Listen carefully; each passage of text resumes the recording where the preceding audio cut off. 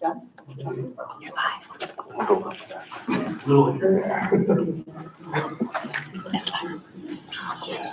All right, good evening. Good evening. I forgot. Yeah, you guys respond. That's awesome. All right. I'd like to call to order our budget hearing of the Verona School District, Verona, Wisconsin, on the 22nd day of September 2025 at 5:37. I am the Board of Education Vice President, John Porkel. Let's begin with introductions of board members and key staff. Let's start down at that end. Joe Haynes. Here. Introduced. Is that what you're looking for? Okay. Yes. You want to introduce I'm yourself? Joe Haynes, and I am here. And we're glad to have you. Thank you. Corby, we're glad to have you too. I am Corby White. I'm also here. Meredith Christensen, here. Glad to have you. Christopher Picaro here. Glad to have you as well. Mark Carlson here. Glad to have you. And we'll all be thinking about our president, Jen Murphy, who is staying away with the sickness for right now. And I'd also like to introduce our cabinet, for our administrative cabinet board who's joined us here, as well as our superintendent, Dr. Tremaine Clarity. Thank you very much. Evening. Yeah. And then serving as a parliamentarian for the meeting will be the district's counsel, Nate Edwards. Hi. We're glad to have you too. All right. All right, first order of business is the election of a chairperson to preside over the budget hearing in the annual meeting. Nominations are now in order. Do we have any nominations? I nominate John Porco to chair both meetings. I will second. Any other nominations? All right, if there are no further nominations. Nominations are closed. Hearing no objection, any objections to me, John Porco, serving as chairperson? All right, then I will be the chairperson by unanimous consent. I appreciate the vote of confidence, however misguided it might be. All right. I can't yield the gap. I'm me. Okay. Our clerk, Corby White, will read the official notice of the budget hearing. Right. Notice is hereby given to the qualified electors of the Verona Area School District, Dane County, that the budget hearing will be held at the Verona Area High School, 234 Wildcat Way in Verona on the 22nd day of September 2025 at 5 p.m., which is the time and place of the annual district meeting. Copies of the budget are available at the administration building located at 700 North Main Street, Verona, Wisconsin.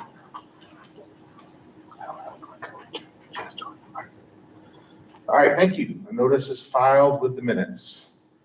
I now call on Chad Weezy, Deputy Superintendent of Business and Operations, and Pete Brender, Director of Finance, to present the proposed 2025-26 budget. Thank you, Chair and Sitting President, Mr. Porkel. It's great to be here tonight. We're here tonight to go through our annual budget. And to do so, I think it's going to be important for us to take a look back and also take a look forward in terms of how we got here. As part of this budget presentation, specifically the Brenners, I'm hoping for some zinger questions. Feel free to ask questions along the way if anybody has any regarding where we're at for the upcoming year, in particular the 25-26 budget. So as we work our way through this evening, kind of 3 separate meetings, the budget hearing, and certainly here to answer any questions regarding the budget, our annual meeting where we take 7 important votes, and then we'll transition into a board meeting this evening. So for the budget hearing, we're going to get grounded in board policy. We're going to go through the budget calendar. We're going to take a look back at 24-25 and how that fiscal year wrapped up. We're still in the middle of an audit, and we'll bring the results of that back to the board here in December. Take a look forward at the budget year we're sitting in right now, to walk our way through the timelines related to getting that budget across the finish line in October. We've included some important information, our budget strategy and goals that we've addressed, a small update on enrollment, where we're at with fund balance, what we're doing with debt management, and where we see the tax levy headed. And then the annual meeting, we'll get a financial report from our board treasurer. We'll have a state of the district from Dr. Clarity, and then we'll have 7 resolutions that we'll vote on to kind of wrap up that meeting. As a reminder, I would say this meeting in particular is really the capstone event when it comes to budget planning. OE5, our school board policy does require us to plan in certain ways. These are teased out into 8 different criteria. I won't read these verbatim, but the superintendent needs to develop a credible budget, needs to tease it out by budget line, has to develop a budget that reflects anticipated changes to employee compensation and inflation, step increases, and performance increases. I think this meeting certainly exemplifies everything that is in OE5 and all of the indicators tied to that board policy. A reminder on where we're at in the budget process. We did a little look back in terms of where we got with the draft budget book and the work we did with the school board to get to this document. We had Corby read the notice that went out in the Verona Press the last couple of weeks. We sit here tonight on the 22nd. We do have some important stuff on the way, in particular in the month of October. So we do finally get our state equalization aid certified by DPI. Pete, who I consider to be a state expert on this topic, will likely will have it very close, but we don't know for sure until we get that aid number in October. Then we will end up, once we get aid and property value and know our final enrollment, we'll be back in front of the school board to pass the final budget on October 20th. So kind of middle of October is when all this work gets finalized. The budget presentation tonight is really our best guess in time, really midsummer, as we work with the board to put this budget together and the final pieces fall in place later on in the coming month. A quick review on where all the work that happened in 24-25, really with 2 budgets in mind. And I won't read this one verbatim, but there's some key pieces in here.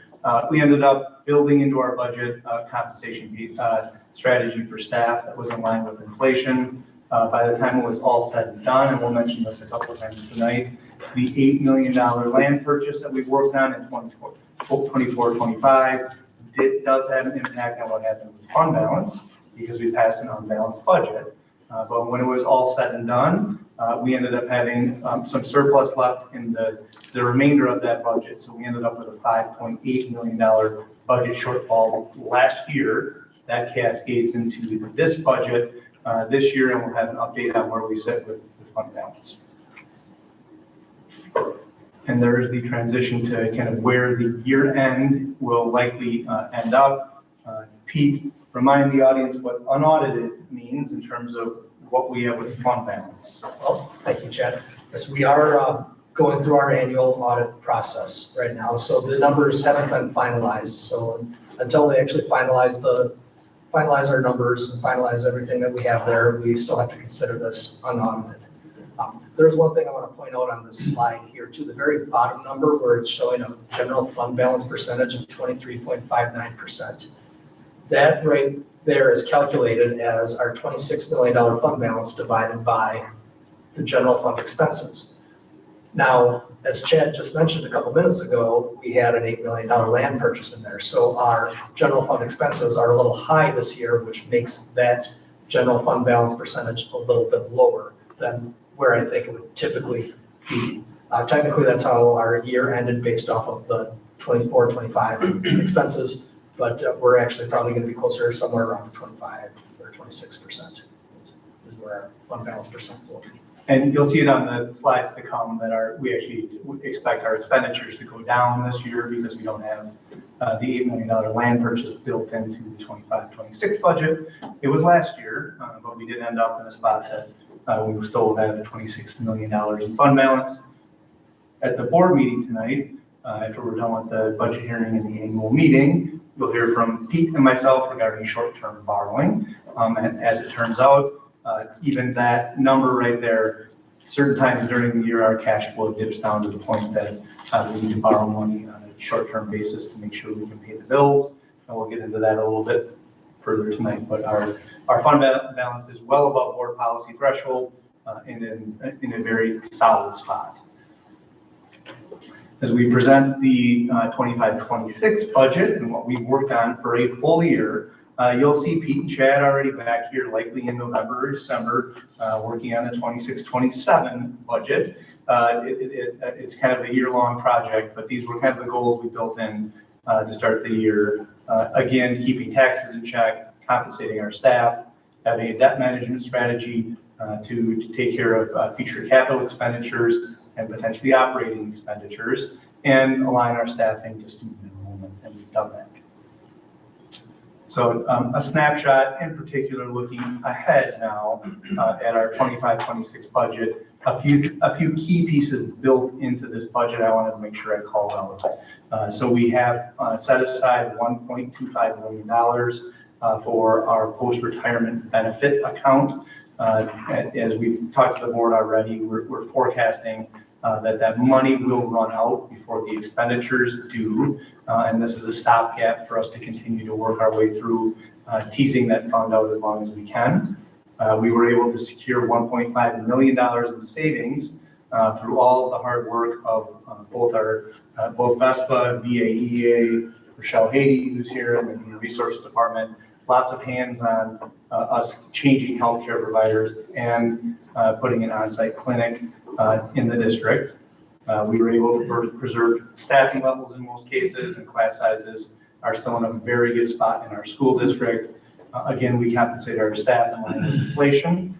And we're going to get into a little more detail tonight on prepayment of capital debt. And again, we are forecasting by the time all of that is done, and will happen again this year, we'll go through the defeasance process again. Our work stabilizing the mill rate and prepaying capital debt has provided $11.5 million in interest savings to the taxpayers of the district. That has nothing to do with state aid. All of that money ends up saving our taxpayers that $11.5 million in the future when we have to get to a spot that we have to borrow money again for a capital expenditure like a new school. This will also be paying dividends because we'll be able to work our way through a debt schedule that we put a giant dent into for, in particular, paying off this high school. We've got a new slide. Meredith, I'm hoping I get a gold star tonight for the new slide. I redid the scale. We used a little AI, orange and black. I'm not wild about it. Pete said it looks like a Monopoly card, and it does. So at some point I may have to redo it as well in the future. But I think this idea of the balancing act of our expenditures on one side, what we're doing with staffing, debt, and our operating expenses, along with balancing it with our revenues, mainly from state aid and taxes, and in the middle, and that's what the board's job is, manage the mill rate and make sure we figure out the levy. So it truly is a balancing act. Again, I won't read this all the way through, but the main idea here is we have very few available tools to manage our budget. We do have a state imposed revenue limit. We have gone through now our operating permission from the last operating referendum. And one thing for tonight that everyone should know, I didn't do 5 slides on state aid, but we are predicting to have a loss in state aid compared to the year before. And in general, the state of Wisconsin got no new money from the state to support public schools. We were able to hold on to $325 per student and an increase in special ed reimbursement, but all of that money statewide comes from local taxpayers. And the work the school board has done to manage the mill rate, primarily through prepayment on capital debt, affords us the opportunity to present a budget to the public and to all of you that has a very modest increase in property taxes. That will not be the story statewide, where school districts that may not be prepaying capital debt are going to be forced, if they want to leverage that $325 a student to compensate their staff in line with inflation. All of that money is coming from local taxpayers.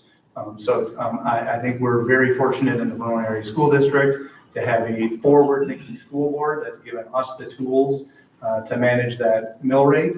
That is not the case in other school districts where all of that new money will be coming from local taxpayers, likely some upset local taxpayers when that happens.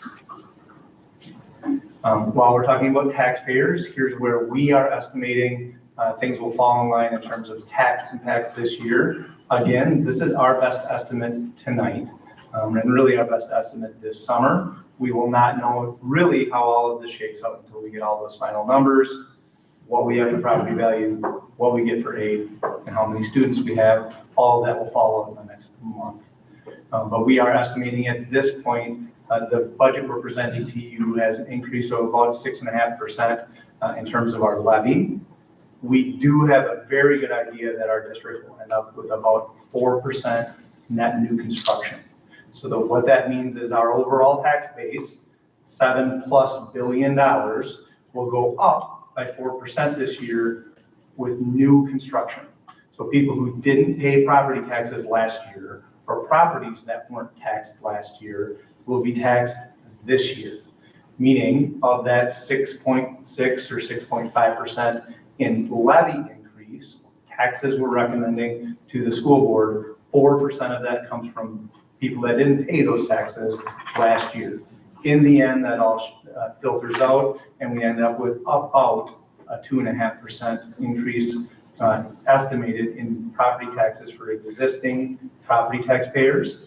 A reminder, and we'll get to this in October when we find out equalized property values and they're finalized, that 2.5% will not be evenly spread across our school district for existing property taxpayers. Our local municipalities have all kinds of things going on with equalized property value, and some folks still might see flat or decreased taxes, while others will certainly see more than a 2.5% increase because of the way fair market value and equalized property values work into that equation. Our estimated mill rate for today is 10.75. We put together two different things related to historic charts. One, where our fund balances ended up, and we have a mill rate chart, I believe, on the way. We did want to call out for everyone a little more detail on where we ended up with debt management and strategy. We will be coming back to the school board for a vote on debt defeasance. And again, why are we doing this? One, it's our way to strategically manage the mill rate, and it is really helping out this year in particular in terms of where we ended up. There is no more callable debt. I mean, we have to put money in the end into something called the defeasance. And in the future, if we're interested in a capital or operating question for our taxpayers, we are over levying $5.5 million this year for capital debt. And that does not have to happen every year, and we'll allow the board some tools into the future. I did have Pete just pull this, just to, I guess, if we have some transparent evidence relative to our debt management strategy going back to 2017. And this is just through this last fiscal year. We had $10.5 million of interest savings that we've saved through the defeasance process, which is really a good thing. So our proposed budget tonight, I'm not going to go through this in great detail, but in the end, as I mentioned, we are projecting our budget in terms of the money we're going to spend to actually decrease from the year before. It's primarily due to the land purchase that happened last year.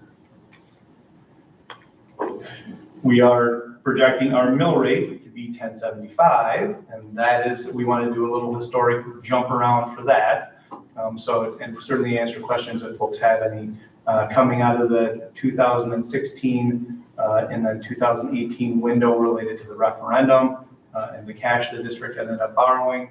Our mill rate was as high as 12.88, and you can see here the school board has been doing what they can to keep property taxes in check, with steadily decreasing that mill rate along the way. Previously, many school board members, even Amy Allman, would always be one to say, just keep the mill rate flat, set it and forget it. And we deterred from that strategy a little bit because property taxes would have gone up substantially if we would have just had a flat mill rate. And we kept that in check with kind of stepping that mill rate down with an eye on what goes on with net new construction.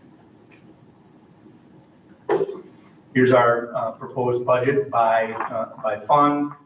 And a few things, again, as a reminder to the board, we're waiting for over on the right. We are projecting our levy, what we would ask from taxpayers, to increase by about 6.6%. And that is teased out just a little bit there. Fund 41, what we end up doing with our community service fund. The general fund is Fund 10, and what we do with referendum debt. We've got $15.4 million built into our referendum debt, and the minimum debt payment on that is what? $10 million.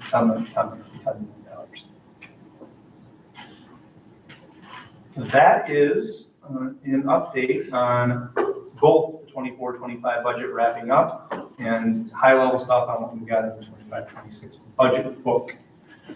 Questions? Questions at all? All right. No questions. It was very thorough. Very thorough. Got us through in 20 minutes, Mr. Porter. There you go. Since this is an informational hearing, we don't need a vote on this. So if there's no further business, I will entertain a motion to adjourn the budget hearing.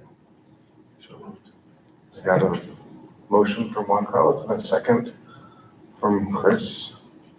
And to be clear, anybody can be making motions. Anybody can be making motions. Anyone, jump right on in. Any resident, yes, Okay.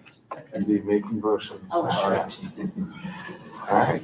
So all those in favor of adjourning the budget hearing, say aye. Aye. All right. Any opposed? Excellent. Moving on.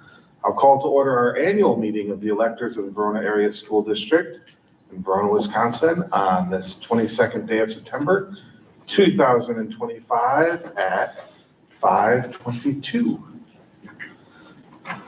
Our clerk, Corey White, will read the official notice of this annual meeting. Thank you, guys.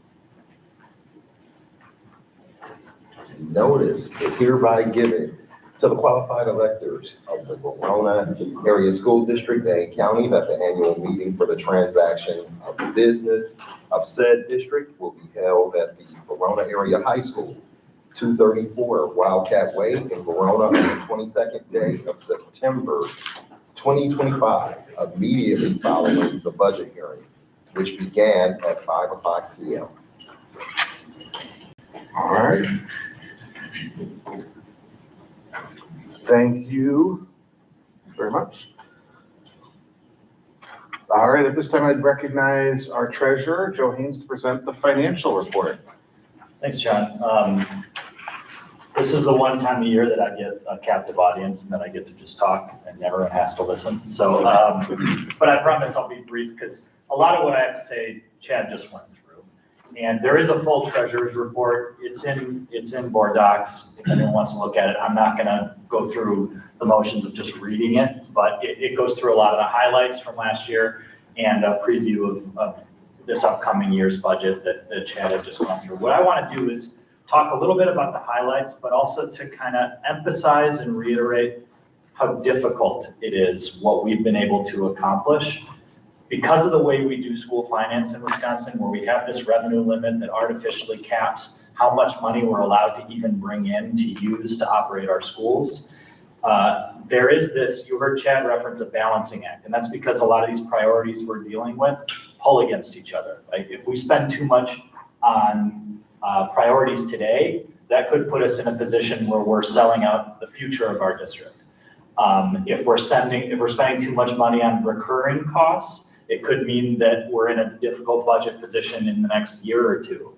And so what we've been able to accomplish this year, I think really well balances those different priorities in a way that still balances the interests of our community and our taxpayers as well. We've been able to continue to provide pay increases for our staff to keep our staff at or near the top of Dane County in terms of compensation. That's been a priority for us. You heard Chad mention the on-site clinic. This is going to be another thing that's going to be really beneficial for our staff to be able to get timely and cost-efficient healthcare for themselves and their family members, while also hopefully saving us money on when it comes to insurance renewals.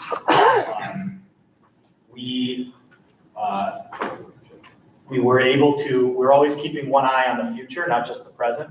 So we were able to secure and buy this $8.5 million piece of property that's really going to look out for the long-term interest of our district, which is growing, and we are going to need new square footage at some point.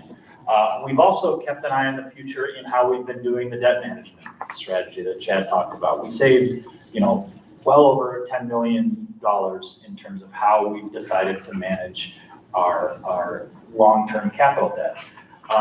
We also, when you look at the end of the year, how we did this past fiscal year, we even came out ahead of where we projected on our budget. There was a shortfall, but it was a planned shortfall because of that $8 million land purchase, but we even came out ahead of where we planned to be.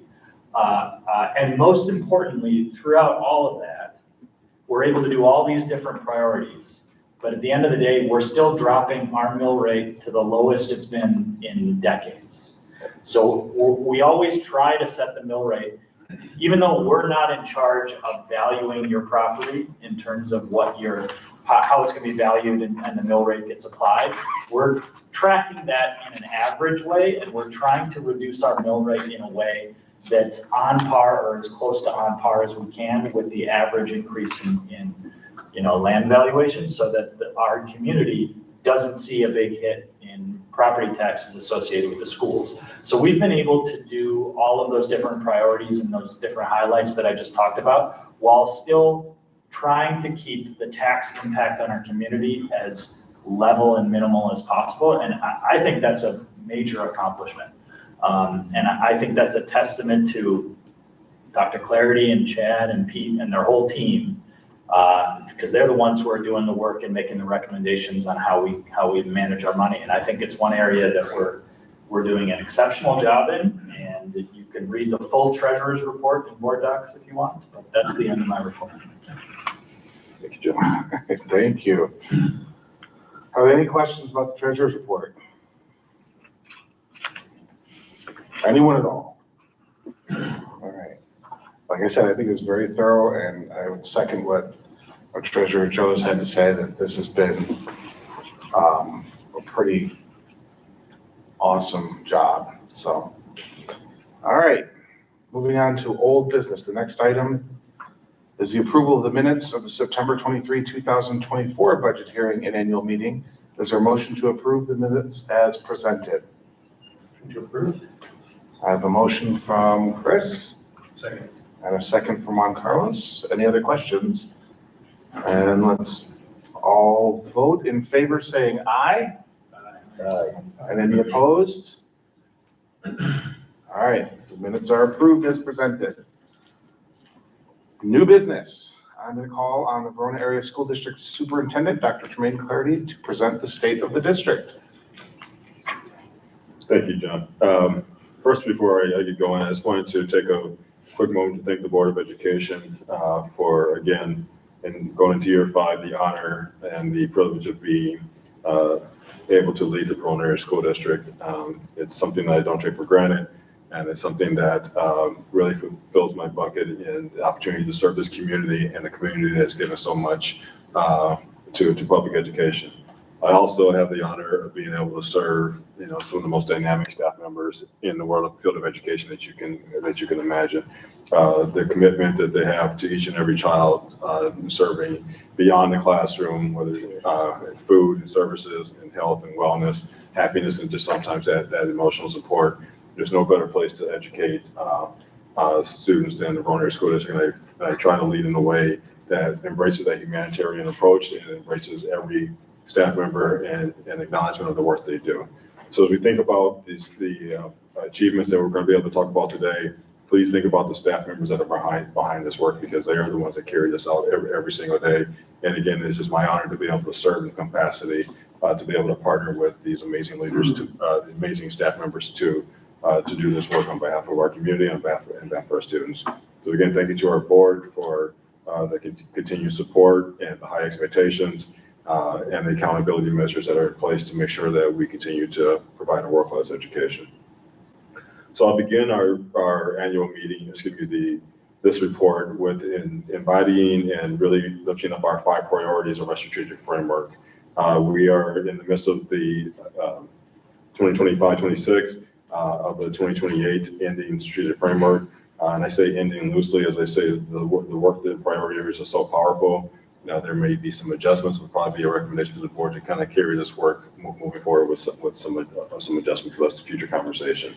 But as we think about our areas of community collaboration, inclusive teaching and learning, student agency, value and belonging, and wellness and mental health, you'll see attributes of that throughout this list of accomplishments, and then also areas where we want to continue to grow as an organization. In beginning with the academic outcomes for the year, we dove deep into standards-based learning in every single classroom to ensure grade level rigor. It's been led by tremendous work. I want to give a shout out to our Executive Director of Academic Services, Amy Engelkins, who has just been her key leadership moves in bringing continue to push the team towards academic excellence, but also having high expectations for what takes place in every classroom. Her team is amazing, the full cabinet. I don't want to name each one, but hopefully from the heart they understand and know what they mean to this organization. In the areas of early literacy, we've had especially K through 3, very strong growth. I'm just going to say this, and it'll be my least political statement probably of the day. I'm trying to stay away from that area. But I want to remind our community that we did not embrace the world literacy, especially K through, because of Act 20. We were ahead of the game and really wanted to make sure that literacy was the foundation, because we truly mean that the true spirit of freedom in our country is being literate and educated. And that was far before any legislation was passed. So this is not a responsiveness, but just a proactive approach to education. As we think about some of the greatest gains that we had, the Board of Education of Verona School District, and why this district excels because of the board's leadership, is the priority and the focus of ensuring that we look at data from a demographic breakdown to understand that every student has access to the opportunities within our organization. With that, we are able to talk about the gains, and because of that focus and intentionality, our students with IEPs, our Asian American API population, Hispanic, Latinx population, multilingual learners, and Black students all showed growth in various categories last year, and that's something that to be acknowledged and celebrated. But that does not happen without the expectations of this board that we look at data from that perspective. As we look at some of our assessments, I want to give a shout out to Brian Cox and his team here at the high schools. We look at our AP exams. We took over 1,285 exams or over 3 courses, with 84% of our students scoring at 3 or higher. That outpaces both the state and the national average in 21 of the 33 courses. So shout out to the high school team for their continued high expectations, and great performance for our learners.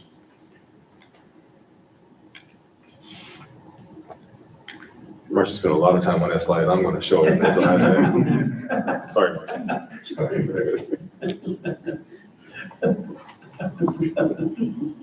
In the area of culture and climate,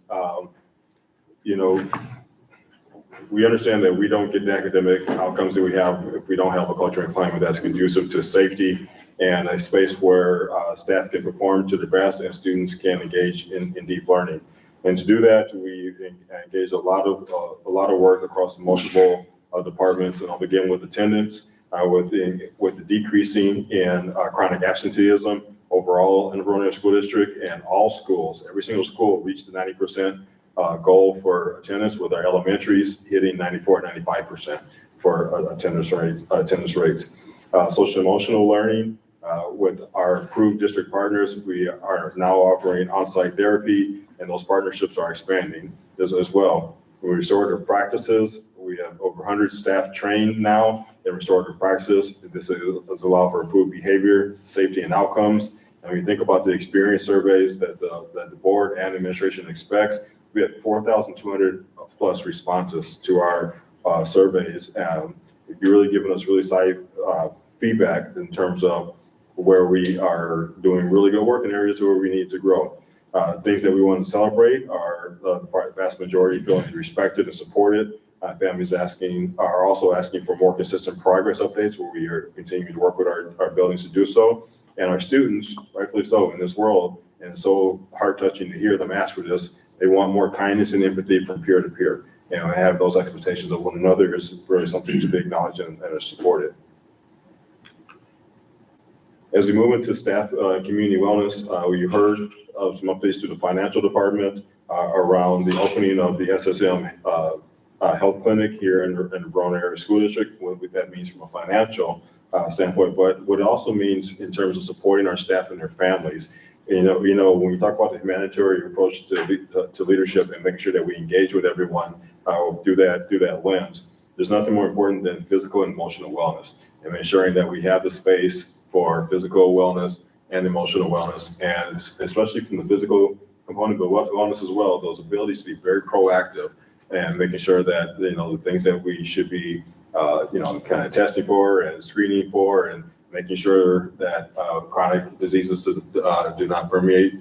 We have all that space that's more personalized and provides a personal touch for our staff to be able to have that. And that's just a great, again, a tribute to our board who provides the financial resources, but also that long-term vision of making sure that our staff are well supported. So thank you to everyone that is engaged in that progress. And we look forward to having you at the ribbon cutting in a couple of weeks, in October. We continue to show appreciation to our community who gives us the benefit and an opportunity for time for collaboration on Monday mornings. One of those Mondays being today, where we have a weekly collaboration that really drives student-centered improvement to be able to go deep, not just in the content, but actually understand the individualized needs of each of our students. I think additionally, in Spaces, we have new curriculum that was necessary for us to put in play and for language arts and as well as new curriculum for resources for science. So now we're at the full implementation of Sabbath. We're 1 year into it. Our teachers are far more comfortable for it, and our students are seeing some great growth using the Sabbath curriculum. The curriculum is one thing, and we'll give a shout out to that, but it's always the staff members behind the curriculum that drive the impact. As always, we have opportunities for growth in our system, and perfection is a desired state, but will never be the state that we are in. But while we're on our journey to perfection, we can always keep moving towards excellence, which we're going to showcase the legacy of excellence that we have right there. Thank you for bringing that to life here. I think John's shirt was somewhere, but we'll get him. When we think about opportunities for growth, we know we want to continue to expand advanced learning opportunities, and what that means is extend learning for students who are ready for more challenge and make sure that we have the systems in place for that challenging work to take place. While we have showed significant gains in disproportionality, it'll always be an area for growth until we hit full proportional data in our system. So that will always be listed opportunities of growth even when we have gains. And knowing that our referrals are down for Black students and also down for our students with IEPs, and many suspensions were down as well. The disproportionality is still there, and we need to acknowledge such and continue to close those gaps. And then finally, our multi-layered systems of support. We continue to work to have stronger systematic support for students across all of our schools to make sure the continuum of services for each child is in place, and we have systems that align with the needs of every student. So I'm going to close it out here with where we are in terms of our continued work this year. If you look anywhere around any of the buildings, we continue our attendance campaign with the Be Here, Be Great, Every Wildcat Counts campaign. Thank you to Dr. Hawkins and Adam Z, who were very key components in that work as well, and bringing it into all of our spaces. As well as now, if you haven't heard the terms AI, you're like, we're way behind. But we are not. We continue to stay ahead, knowing that AI is here, and we need to keep up with the pace of growth and understanding, and make sure that, just as we talked about in our technology committee meeting today, that our attention to AI is clearly aligned with our mission and is aligned to every piece of our priority areas and strategic framework. We will continue to leverage our staff to make sure that we understand how AI impacts the classroom. So we're not just bringing the next resource, we're actually talking about implementation, and staff voice is crucial in that work. So in closing, I just want to, again, reflect on the opportunity to serve the students, families, and staff of this community.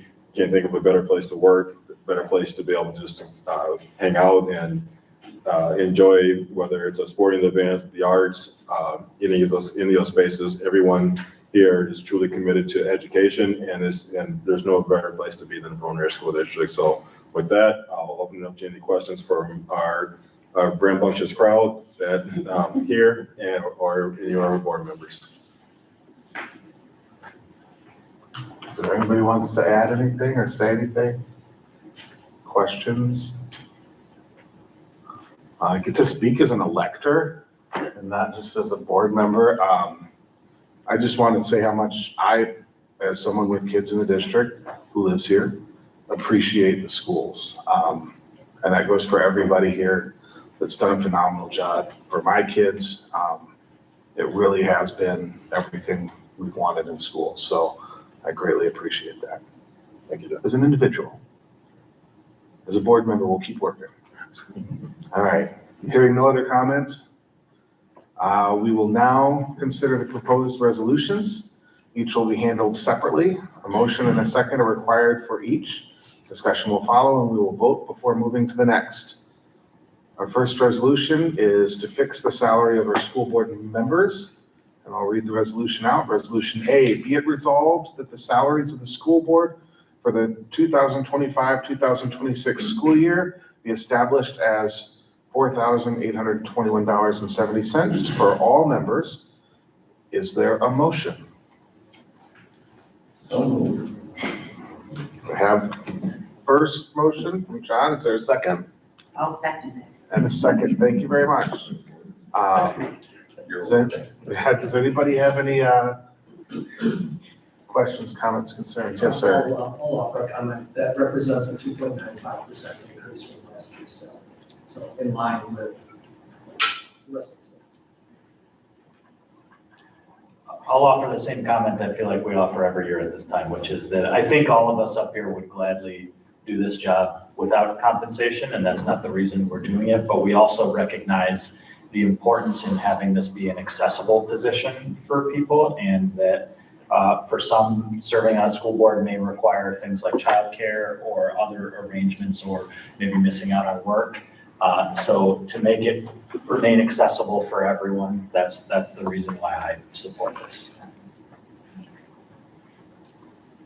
I'll also add as a historical note that we typically approve the same salary for everyone on the board. It's just a matter of principle that we all do the same work. And also, we won't be paying attention to who votes this or that. Historically, I say. All right, any other comments or discussion before we vote? Everybody who resides in Verona can vote. All right, so those in favor signify with aye. Aye. Any opposed? All right, vote carries. Resolution B, be it resolved that there be levied for the 2025-2026 fiscal year a tax in the amount of $1 million upon all taxable property in the Verona Area School District. Sorry, that's $1 million upon all taxable property in the Verona Area School District to be deposited into the segregated capital fund. Is there a motion? So moved. Another motion from John. Is there a second? Second. Second from Joe. Thank you. Any further discussion? All right. Votes in favor signify with an aye. Aye. Any opposed? All right, the motion carries.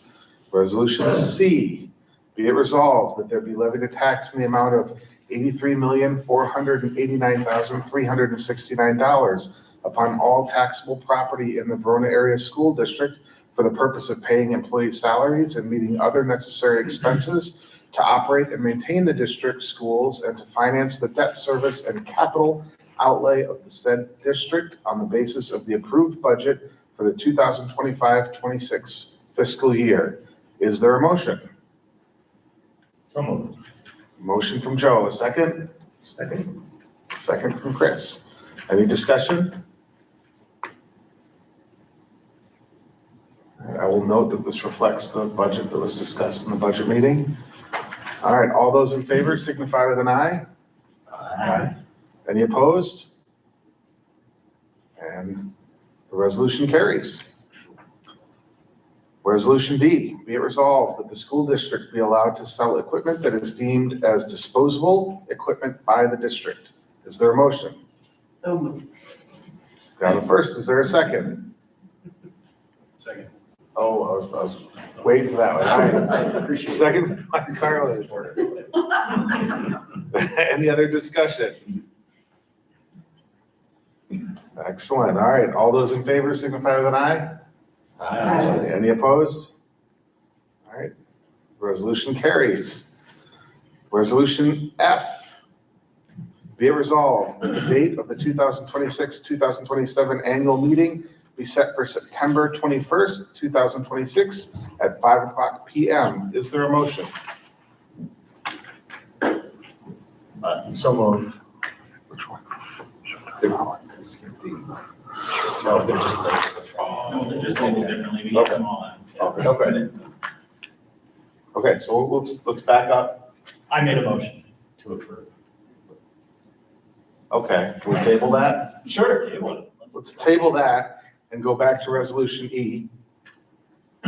So that we can, and we'll come back to that. Resolution E, be it resolved that the Verona Area School District be authorized to borrow money short-term for operating expenses if needed. Is there a motion on this one? So moved. Thank you, John. First, is there a second? Second. Second from Corby. All those in favor signify with aye. Aye. Any opposed? All right, resolution E carries. Oh, you gave Pete a heart attack. Did I? Yeah, just about. All right, back to resolution F that we had tabled. Joe had given a first motion. We don't need to redo that first motion, do we? I'll reread it. Resolution F, be it resolved that the date of the 2026-2027 annual meeting be set for September 21st, 2006 at 5 PM. We already have a first from Joe. Is there a second? Second. Second from Meredith. Although, any other discussion? Just to clarify, 2026. 2026. Yes, did I say 2026? 2006. 2026. I don't know if this is being recorded, just. No, that's important. Let's catch it. 2026 at 5 PM. All right, all those in favor? Signify with aye. Aye. Any opposed? All right, resolution F carries.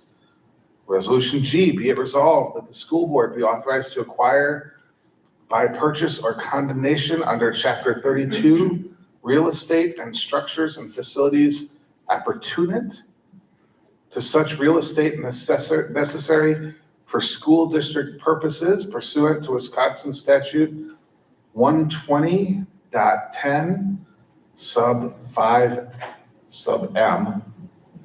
Is there a motion? So moved. Is there a second? Second. Second from Juan Carlos. Any other discussion? All right. All those in favor signify with an eye. Aye. Any opposed? So resolution H carries. If there is no further business, the chair will entertain a motion to adjourn the annual meeting. Hold on. We got one The more. last one. That was G. This is why I should just do it on paper. I got it. All right. Resolution H.